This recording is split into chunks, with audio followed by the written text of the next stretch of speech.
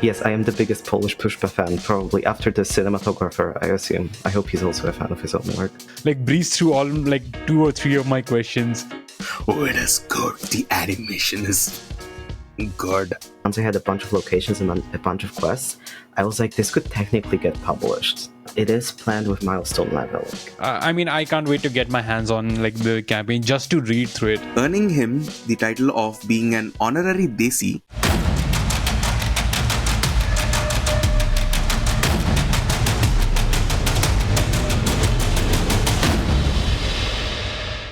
Hello, welcome back to yet another podcast episode. After 2 weeks of actual plays and minisodes, we are back with another guest. So today we, in meaning me, of course, your favorite host. Shut the hell up. Yeah. So okay. Let me rephrase it. The better part of in the Infinite Tavern. That's not better. No, I am better. Oh wow. Okay. We're gonna have some have your PvP fun, I very have soon. mine. We're gonna have some Yeah. PvP very soon. Oh yeah, bring it on. Anyways, I mean, we should definitely keep a vote now. Who's the favorite host? Keep a poll. I'm still waiting for the host awards between the two of you. Oh, The best host, but there's only that two will nominees. happen. That will Hello. happen. By the way. Anyways, so we are here with a whole other guest, all the way from Poland. Like the only person of Polish nationality in the tavern who actually knows Hindi as well, earning him the title of being an honorary Desi in the tavern. Am I? We have, oh yeah, absolutely. Don't you think, Yeah. Amaan? Oh yeah, absolutely. Absolutely. And hence we have Viktor with us. Say hi, Viktor. These are Hi, hello. Well, after that introduction, I don't know what else I can say to really hype myself up even more. But hello, I am a writer, artist, currently about to be ttrpg book publisher, or specifically D&D campaign publisher, which I'm going to talk about more later, probably. I'm also doing a bachelor's degree in cross-cultural studies with a focus on Indian culture, hence me being on the server.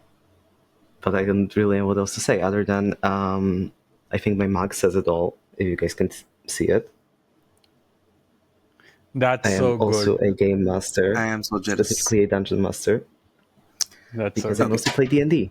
So that's... Viktor, And in Logic. regards to your bachelor's degree, how many languages do you speak? This is the trick question, isn't it? So, my first language is Polish. I've been learning English for most of my life. And then in middle school and high school, I was learning French, but I didn't retain any of it because I didn't like it. Apologies if there's any French listeners that we have. No offense, personally. And also in high school, I learned Arabic for a year, but I also didn't retain much of it because we mostly just did the script.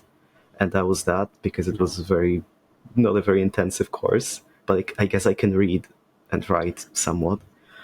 And then in university, I picked up Hindi as my first choice, and then a year later, I picked up Sanskrit as my second choice, because those are the only two South Asian languages that we have available. And somewhere around that time, I started watching Tollywood movies, so people were telling me you should learn Telugu. So I went with it, I guess. That's basically my list. Raghav's so happy right now.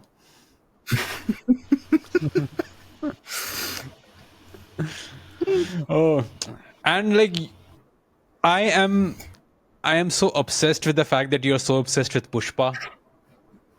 Yes, Yes, I am the biggest Ah, Polish Pushpa fan, probably after the cinematographer, I assume. I hope he's also a fan of his own work. have you seen the latest one though? Yes, I have. I did get the It chance to was watch it in my city. We only had one screening, and the whole Telugu diaspora showed up, I think. So, it was so good. It was so good. yeah. People were like, I showed up to the cinema. I was like one of the two Polish people in the audience, and the two guys next to me, they like I show up to my seat and they're like, because they weren't sure if I was in the right place. So that was a bit awkward. But yeah, it was very nice. I don't get to hear Telugu very often, so I didn't like it as much as the first one. I don't know. Oh yeah, absolutely, obviously. I But don't know if that's you know, a controversial I take or actually something. loved Fahad Fasil's character in this. Many people say his talents got wasted, but no, he was absolutely unhinged in this, and that was the point. I agree, but also like I felt like he could have been more of a threat. Like I was waiting for him to be Oh more no, of a he was threat. a threat. He was a threat, but he was more of an unhinged threat. Like he was ready to go to any lengths, kind Chaotic of like evil. Joker. Yeah, he was chaotic evil in this one, and Pushpa ended up being Yeah, like chaotic good, kind of. no, no, no. I would I say, mean, or in that, so in Pushpa 1, he was more of neutral evil, but in this one, he's more of chaotic evil. I do think it's a bit of a hot take of you to say that Pushpa was chaotic evil in the first one. I wouldn't agree with that. I think he was kind of chaotic Oh, no, neutral. I was talking about this guy, the Oh, police officer. okay. Yeah. Pushpa was always, Pushpa, I chaotic. would say I'd chaotic say neutral he in the was first true neutral. one. He was completely, I'd say he's true neutral. True neutral. Yeah, In the second one, I would say they characterized him as more good than in the first one, yeah, yeah. because he was like So he went defending from, his workers and all that. that's what, he went from true neutral to chaotic, neutral good, I'd say. Yeah, I would say chaotic good is pretty. I would agree with chaotic good, but we're not here to spoil the movie, so go see it if you haven't. I've heard that it Yeah. crossed the what is it? Well, that's the thing with 10 the or Infinite Tavern podcast. We discuss spoilers yeah. first and then we put the spoiler warning. Like, Yeah, sorry, that was all exactly. spoilers. Maybe go watch it now. I Yeah, guess. go watch it. Yeah, go watch it. Make it Oh, cross more box speaking office of, records. have you seen the secret level on Prime? The I new haven't yet. D&D episode. No. Oh, it is good. The animation is fucking good. The episode is only 15 minutes long and it's only one episode and it's amazing. Isn't in it? Spoiler Yeah. alert. I mean, it's not much of a spoiler. Like, they kind of like put Come it on, man. in It's still a the. 15-minute video. Yeah, fair enough.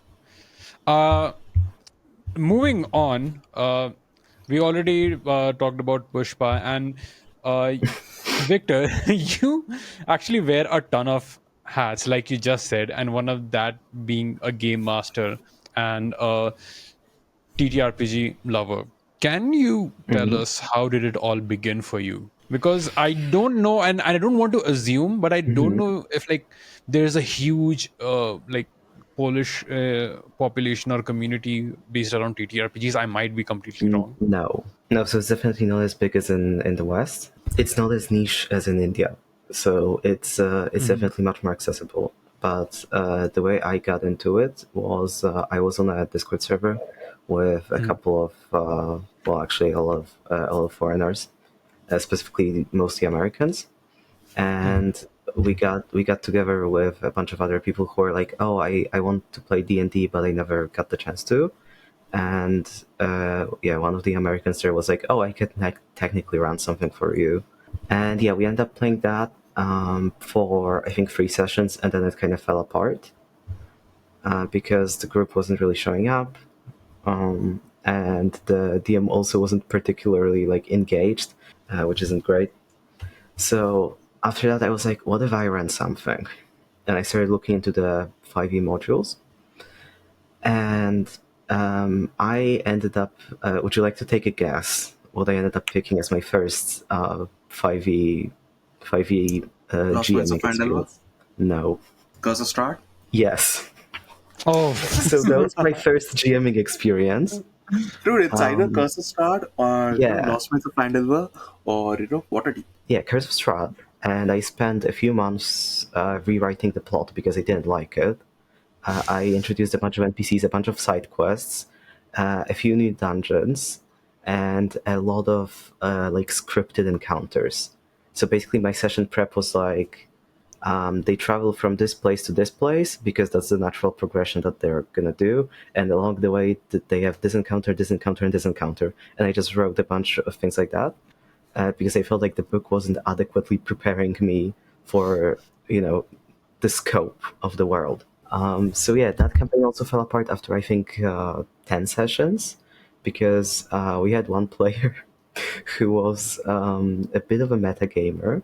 Yeah, I that was the beginning for me, and then I found an in-person group because I introduced a group of my high school classmates into D&D, and we played this some homebrew one shot off of DM's Guild, and then I was like, okay, well, I'm gonna run Waterdeep Dragon Heist for you. So I picked up Waterdeep Dragon Heist. I read all of it, and I was like, God damn it, the plot is bad again.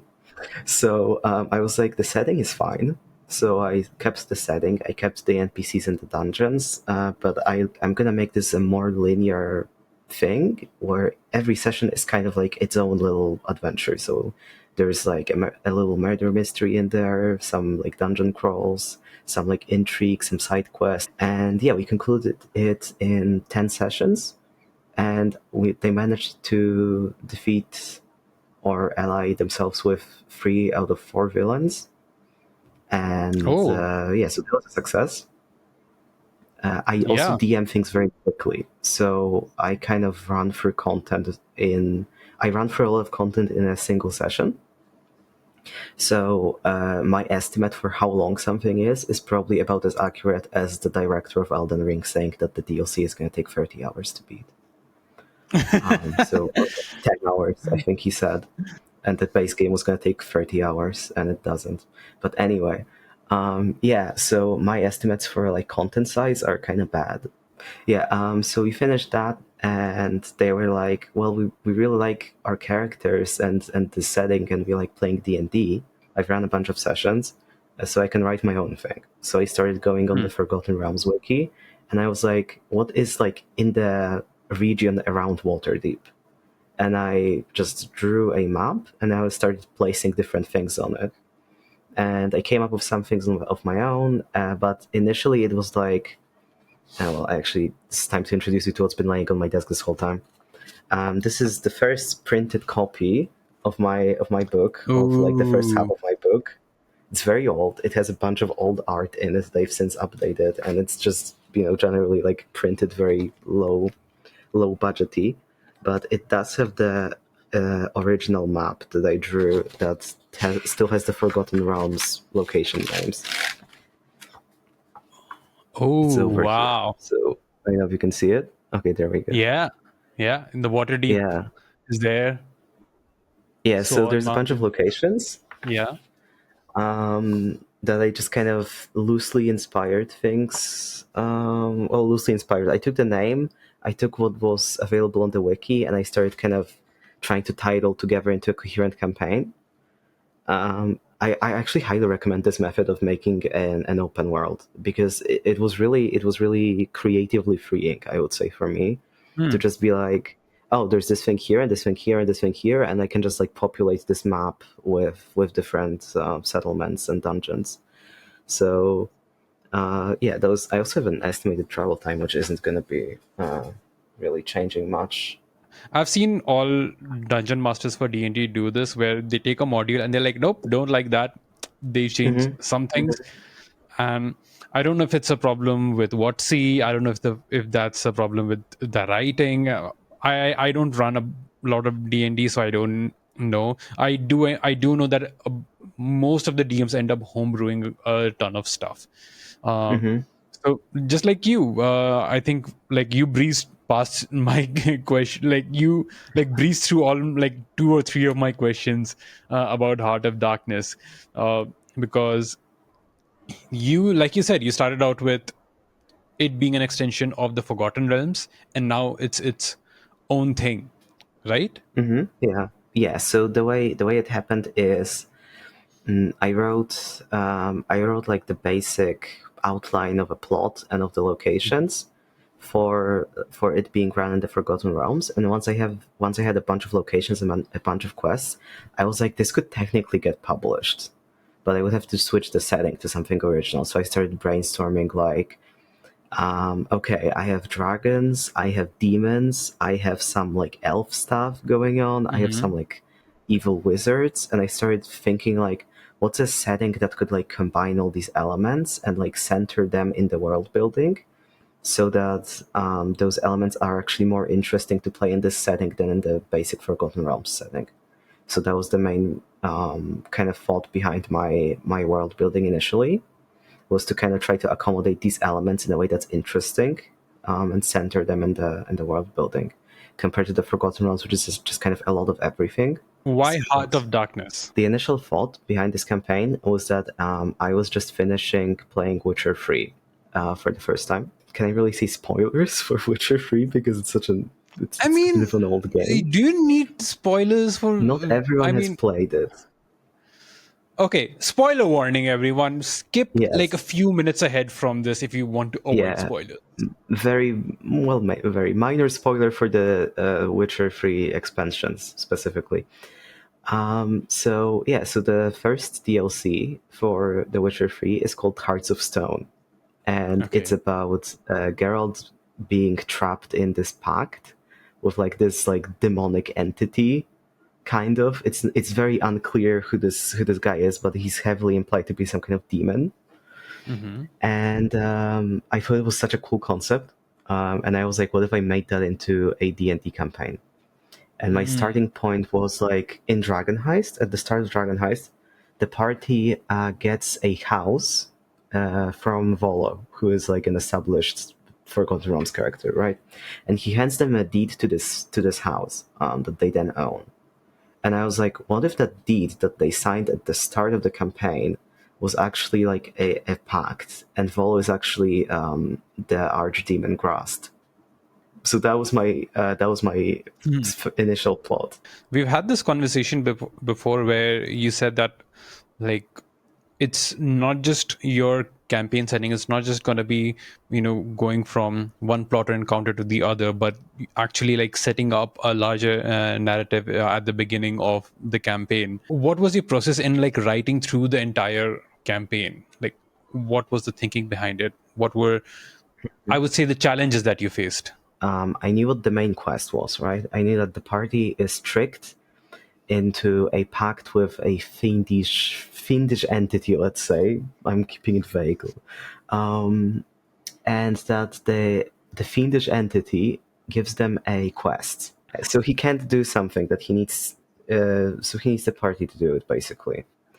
It's very similar to how in The Witcher 3, the Hearts of Stone, basically Geralt gets tasked with something that Gunther Odium, the demonic character, he can't do it because his pact forbids him from it. So that's basically the main idea. It's very similar. So the party needs to figure out a way to carry out this task, but it's a bit of a complex task, and it has multiple ways that they can do it. So the first portion of the campaign is mostly linear, where it starts off in the city of Tessaneri, which is my originally Waterdeep, I guess, but it's all of the setting and stuff has changed since then. So so they start off in the city, and they begin the main quest, and then they are basically sent to what is basically an obligatory mission. It's not really. I would treat it as like the only like really obligatory quest in the game, if you can call it that, in the campaign. And they have to go to this settlement and then this dungeon where there's a MacGuffin that they need to retrieve. So once they get that, they are basically free to explore the open world, because that thing that they retrieved, it like helps them figure out the different paths that they can take to resolve the main quest.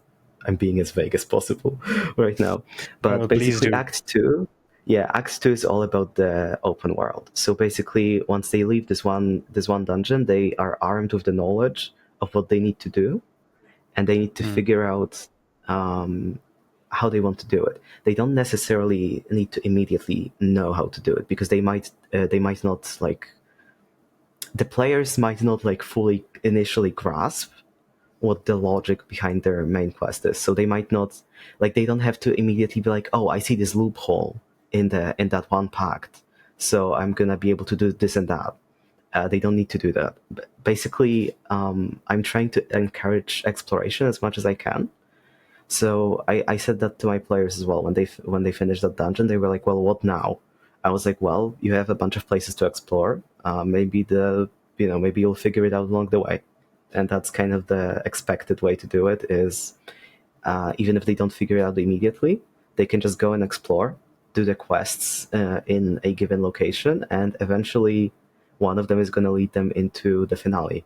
Because in order to proceed onto the finale, they have to use the resources available to them in the open world to finish the main quest, basically. So that's the structure. So when I was planning out the different open world areas, I was like trying to figure out what can I place here, what kinds of quests can the player characters go to finish the main quest. So it's kind of like if you've ever played like an old school CRPG like Knights of the Old Republic, it's kind of like you have a main quest, and within it are like nestled different quests. So it's kind of like you're doing a quest to do a quest to do a quest. And eventually it doesn't really matter that much what the main quest is, as long as you're actually doing something in the open world. Because the way that and that was actually the biggest challenge, coming back to your original question, the biggest challenge was trying to figure out if it's like, if there are any possible ways that the party can get like fully stuck, so that the plot doesn't make sense anymore. And as far as I'm aware, that doesn't exist, because there's always a way to finish the main quest regardless of what their choices are, because they can just go to a different area and try something there. So yeah, I'm generally pretty confident in this writing, because at least from that point of view of like planning quests, because I think that's my biggest strength with this book. I have come across that problem where the players are doing something else and it's completely deviating from like the original plot and like how it's supposed to end, and then you have to like figure out a way to make everything come together, and it's can be troublesome, and it can feel like, oh, you're just kind of railroading this into the main plot, because what we're doing is just a side quest and it has no relation. So I'm glad that you have solved for that. Also, I want to talk Yeah. about, you have done plenty of art for this project as well, Yeah. and including one of my favorite artworks, which is also the cover of your Kickstarter page. It's a muscle mommy elf, or is it drow, or is she drow? So she's technically a dark elf, but the elves in my setting have a different kind of sub-race system, where they are also metallic dragons. So Ooh. that is deep lore. Ooh. So the way it works in the lore is that there were once only chromatic dragons, and they were like evil, let's say. And then the Archfey, which are basically the deities of this setting, they went to war with the chromatic dragons because they wanted to control the world, basically. It's detailed in the introduction to the book, the whole like world history in short. And basically the Archfey came up with this scheme to transform some dragon eggs into like metallic eggs, let's say. So the dragons that hatched from those were different. They had these metallic scales, and they were stronger than their chromatic counterparts. So the chromatic dragons didn't realize that they were being sabotaged, and they thought that it was like a blessing. So the metallic dragons ended up like banding together and defeating the chromatic dragons. And eventually, since they had no more like dragon enemies to fight, they figured out that they can just use their shape shifting to be more comfortable in humanoid forms, and they just eventually lost their shape shifting. So that's how elves came about in my setting. I love the design of the ears, by the way. Oh yeah, I think she has those like more draconic ears, right? Because some elves have yeah. those like more draconic traits. Yeah. Yeah, it's so good. I've been following like all the work in progress that you put up on Twitter and on now on Blue Sky as well. Yeah, so the campaign is set in this kingdom called Qatari, and Qatari is loosely based on like vaguely Central Europe. So there's some Polish elements, there's some like vaguely Germanic like naming conventions and things like that. So it's a bit of a mix. But like when you look at like villagers, for example, they wear these like folkish Polish costumes, I would say. So it's definitely a very conscious design choice. If somebody's gonna get into it, what Mm-hmm. can they expect from it, like with regards to level ups and length of the campaign? Mm-hmm. So it starts at level 4 and can go as far as level 10, but it is planned with milestone leveling. So Okay. the final level of the player characters will depend on how much of the optional content they've done. Because they Okay. can finish the campaign at level 8, for example, or 9. Along with this, what other homebrew monsters can be? As a DM, I need to ask that. What homebrew monsters have you planned for this? Mm-hmm. Yeah, so there are, I think I counted 75 stat blocks. I could be wrong on this, but it's in the 70s that I wrote for this book. And the stat block sections, this is one of the, I would say, accessibility-based innovations that I introduced into this book, is that it's not like one big stat block appendix at the end, which is the usual way for D&D modules to be. It's actually after each chapter, there's a stat block appendix. I can show you, for And example. on a scale of 1 to 10, Mhm. how terrifying are they? How terrifying. On a, s- How terrifying? Depends on the region. If you go into the more spooky regions, you might find, for example, a rotting dragon or a fiend that looks like a cracked kind of 19th century style doll, which is one of my favorite monsters they wrote. It can shape change into a human child. So if you see a child in the mist, you're not in for a good time Oh, generally. that I'm is crazy. I'm enjoying that. Oh, yeah, absolutely. That Yeah, is so so creepy. horror is a big part of this campaign, I would say, for sure. Like different types of horror for different parts of the overworld, because each region of the overworld has a different like distinct theme. Like you have this ancient elven forest that's kind of more magical and mysterious. You have this ruined, again ancient, but I guess less ancient relatively, ruined city of like these human wizards who were there like 1,000 years ago, and they left a bunch of undead creatures, for example, around that place. So it's like, and you have like mountains with like goblins and kobolds and dragons. So it's different areas with different vibes. So definitely, I would say at the end of Act One, when the party finishes that linear portion, just like show them the map and be like, okay, what looks interesting to you? Because that's Okay. kind of my default way of handling that. So uh, yeah, you can probably adjust the encounters for party level, because the different regions in the overworld have different levels requirements. Maybe not requirements, but like there's a table in the introduction of like different areas per level, Mm-hmm. but that doesn't mean the party can't go there. It's just gonna be, they might stumble upon something that they can't fight yet, and they might have to come back to it later.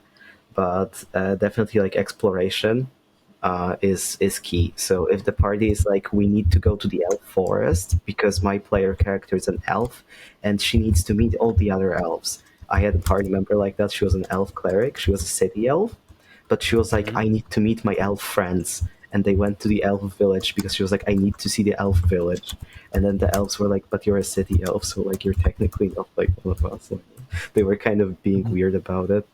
Um, so yeah, there's a lot of that. Like if you have a wizard player, they could very well be interested in exploring like the wizard ruins and be like, oh, I need to find some like ancient like spell book or something. It's very easy to like write in player character motivations. I actually have a whole section about it in the introduction of like suggestions for things that like, oh, if you have a player character who's like a tiefling, they could be related to this NPC or this NPC.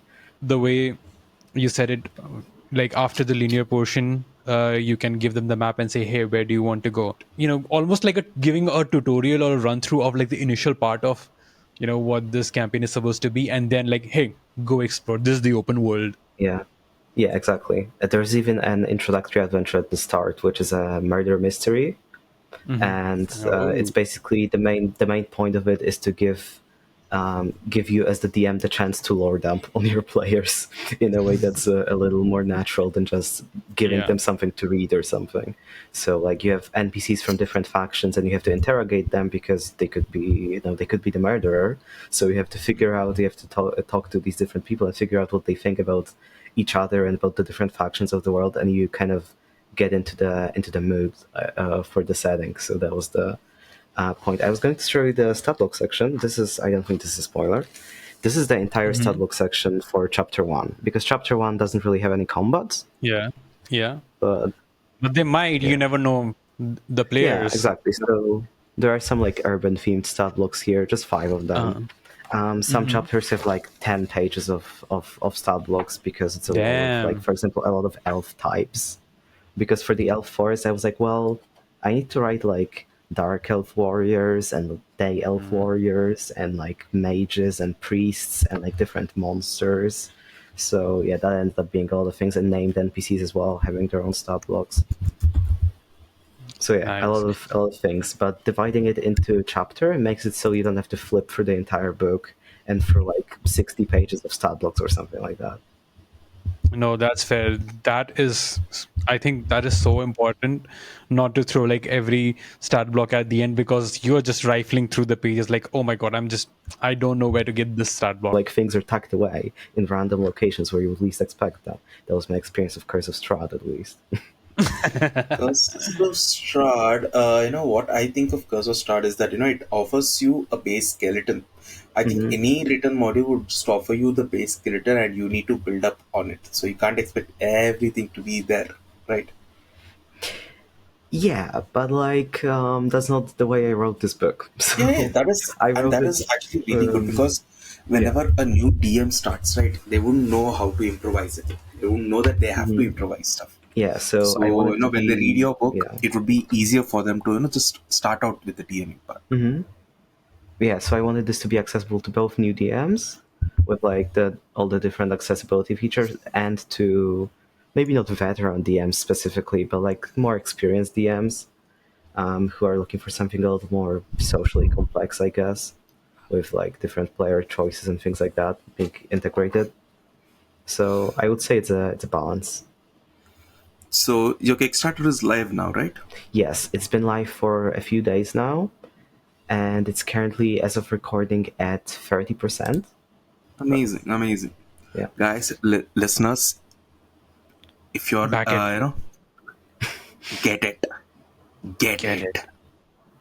it indeed. Like, we are endorsing it not just because Victor's on the guest as a guest, but like I've been following the progress of this for a while, and I've been like really interested in this. And I've been chatting with Victor for a long time, and let me tell you, amazing ideas. Just go for it. Oh hell yeah! Blindly jump into it. Victor, 2 questions we ask all guests on this podcast. You as a writer, as technically a game designer, now that you've written a campaign, what advice would you give to someone who's getting into it or who wants to write their own campaign or publish it? So for me, I would say the biggest piece of advice that's helped me the most is look at something that you like. So it could be a video game, it can be a TV show, it can be a movie, or even, I would say, probably even like a music album, if you're willing to extrapolate things. But if you like a piece of narrative media, it's fine to just rip it off. You really can rip it off. So you can take the basic plot of something and just like add some of your own elements. And honestly, like the plot of a movie is probably going to be enough of content for a short adventure of a few sessions. Kind of like how the story of Bahubali is actually Lion Yes, King. exactly. And also my bludgeon free shot, my bludgeon adventure. I did run that in 3 sessions. It wasn't exactly the same plot, but it was set between the first. It was set between the two timelines, right? So Ooh. yeah.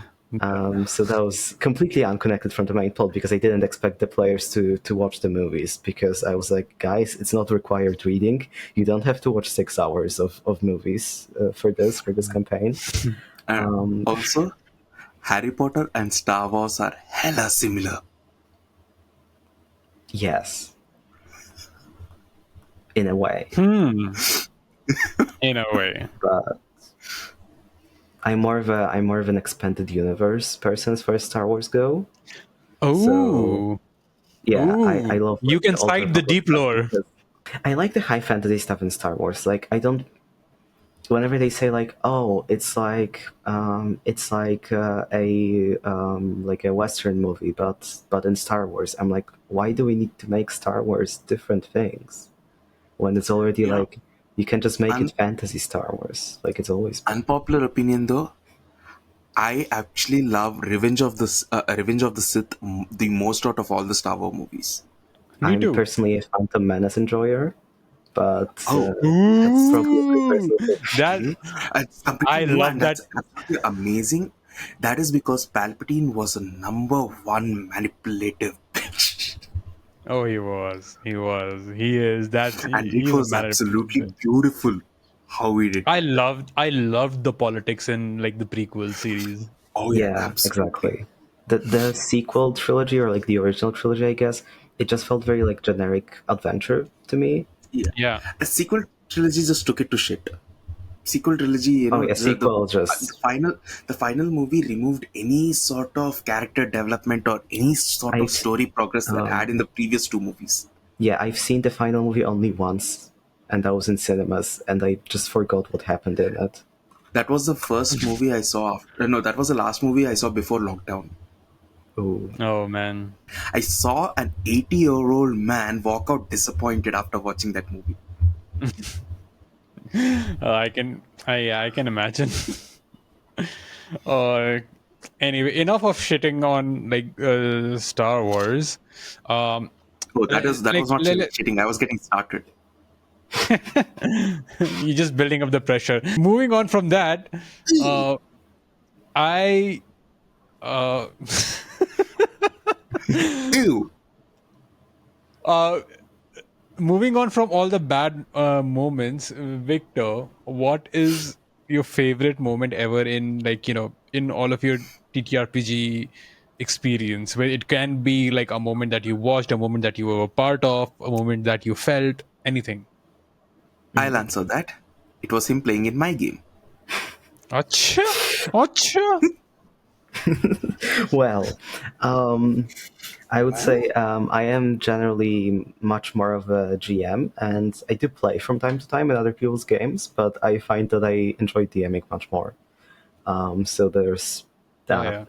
yeah. But my main thing is I would say I'm a huge planner in general. So the most satisfying thing for me is as a GM when I finally get to like a plot point that I've been like Hmm. foreshadowing and building up to for like 10 sessions, and I watch the player characters realize like, wait, on session one, when that character said that thing, that's what they meant, and now it's coming back. You know, that kind of thing. Oh, So those are oh my yeah. favorite moments to build to, and you get quite a bit of those in this book, I would say. People, it's more incentive to back this project now. Yeah, so go ahead, back this project. Victor has been a long time friend of the Tavern. Victor, would you like to plug in your Kickstarter and yourself before we close out?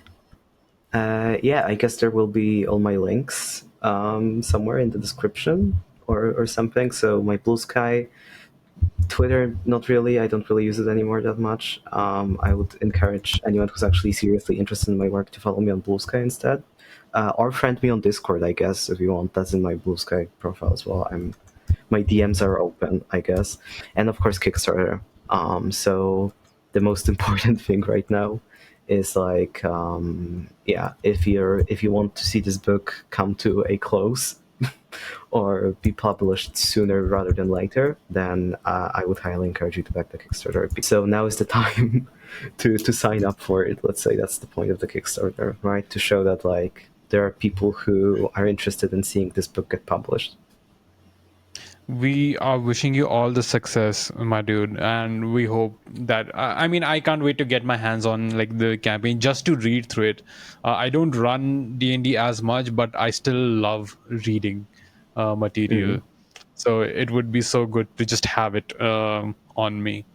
Well, that's the end of the podcast, people. If you are listening on Spotify, please give us a good rating, give us a follow, and even comment on the podcast. It helps the algorithm. If you're watching it on YouTube, give us a like, give us a subscribe, comment on it, and you can get inspiration in Raghav's games because he runs a fuck ton of them. A point of 3. inspiration. Yeah. Okay, shut up. And our mini campaign set in the Feywild, Fables of the Folk. I mean, it's been such hard work to get this off the line, and we're so glad it's going now. We hope you like it. The story is amazing. The players and the DM has done such an amazing job with it. I maxed out my credit card for your entertainment. Apparently Raghav did, so if you don't, he will like just throw an ancient dragon at you if you don't listen to it. So please go listen to it, and until the next time, may all your rolls be great. Bye. Oh yeah, absolutely.